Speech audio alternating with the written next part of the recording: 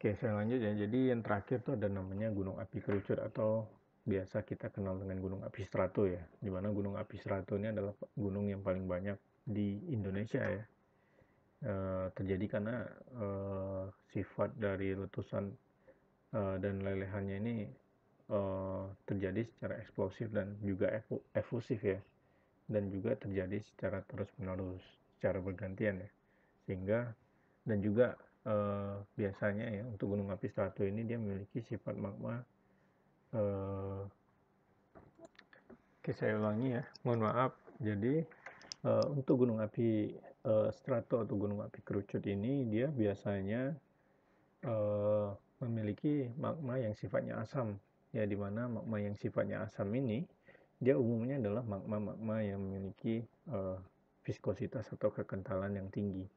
Jadi saat magmanya keluar ke permukaan melalui puncak dari gunung api ya, atau dari lubang kepundannya, dia cenderung membeku di dekat dengan puncaknya, sehingga apabila proses ini terjadi secara terus menerus, maka magmanya ini akan menyebabkan gunungnya ini akan semakin tinggi seperti itu. Oke, karena magmanya dia membeku di bagian atas dari gunung.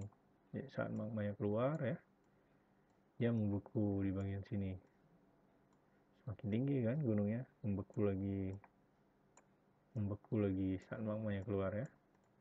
Sehingga menyebabkan puncak dari gunung api ini cenderung membentuk kerucut.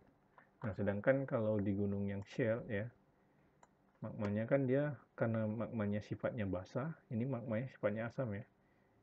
Nah, karena magmanya sifatnya basah, kenapa dia sifatnya basah? Karena memang umumnya gunung api tipe shale ini ya, atau perisai ini dia terbentuk di daerah-daerah kerak lempeng samudra, di mana lempeng samudra ini kan sifatnya basah ya, atau kita kenal dengan magma primer.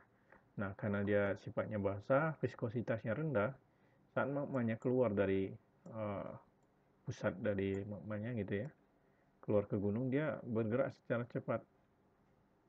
Nah, tuh, dia menyebar ke segala arah magmanya. Sehingga gunungnya dia akan terlihat lebih landai. Nah, kalau yang di ini ya, di strato kan dia gunungnya itu magmanya itu kan kental dia, jadi dia keluar di puncak itu dia langsung membeku, pergerakannya lambat. Jadi akan menyebabkan gunungnya ini semakin tinggi, semakin lama semakin tinggi gitu ya. Tuh, perbedaannya di situ ya. Nah, kenapa dia sifatnya asam ya? Karena memang biasanya untuk gunung tipe strato ini dia berada di zona-zona subduksi ya, antara kerak lempeng benua dengan kerak lempeng samudra. Nah, karena sifat kerak yang berbeda ini akan menyebabkan terjadinya diferensiasi magma ya. Nah, diferensiasi magma ini bisa menyebabkan semakin tinggi diferensiasi magmanya, maka magmanya akan semakin bersifat asam. Itu ya. Oke, saya lanjut ya. Saya harap teman-teman paham ya. Next. Ini adalah salah satu geosite yang ada di ini ya.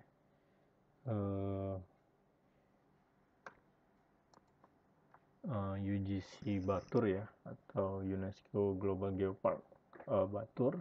Nama geosite-nya ini adalah Caldera Batur ya. Ini adalah kompleks gunung api ya. Yang bagian sini ini adalah dinding kaldera pertamanya ya. Lalu ini adalah dinding kaldera kedua ya. Lalu ini adalah gunung baturnya ya.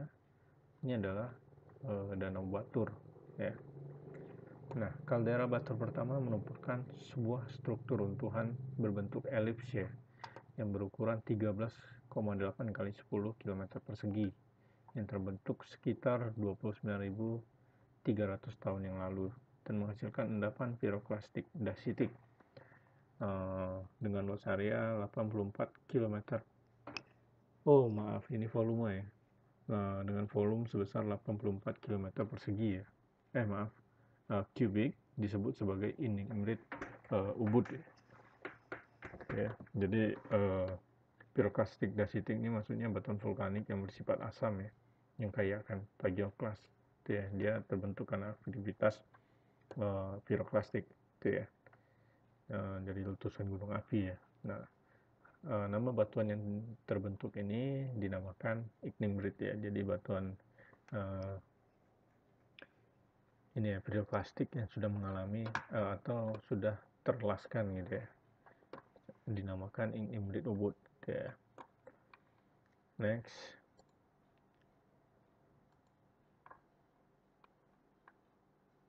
Nah, ini adalah salah satu geosite yang ada di Rinjani NTB ya.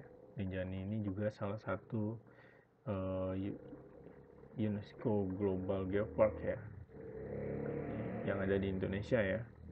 Ini tentu ini ya, kalau kita lihat memang sangat banyak sekali ya geowisata itu berkaitan dengan gunung api gitu ya. Dan ini mungkin danau yang ada di ini ya, di Gunung Rinjaninya ya. Oke, menarik. Nah, ini juga.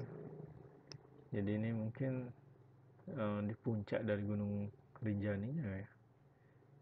Bisa dikatakan mungkin kalau dia danaunya ini berupa kawah ya, dan terbentuk di puncak dari gunung apinya ya, maka bisa dikatakan ini adalah tipe gunung Mar ya. Nah, ini biasanya di daerah gunung api juga banyak terbentuk air terjun ya. Nah, air terjun ini biasanya dikarenakan adanya sesar ya. Nah, biasanya penyebabnya adalah karena sesar naik ya. Sesar naik itu biasanya karena ada aktivitas pengangkatan gitu ya. Nah, menariknya di Rinjani ini dia juga dekat dengan ini ya,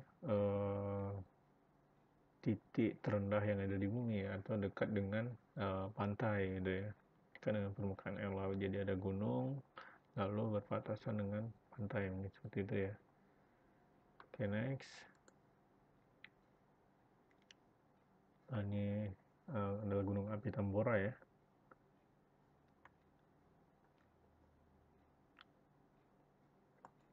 Dan ini menariknya di sini kalau kita lihat di bagian kawahnya ya, kawah dari gunung api Tambora ini terbentuk gunung api baru ya, dinamakan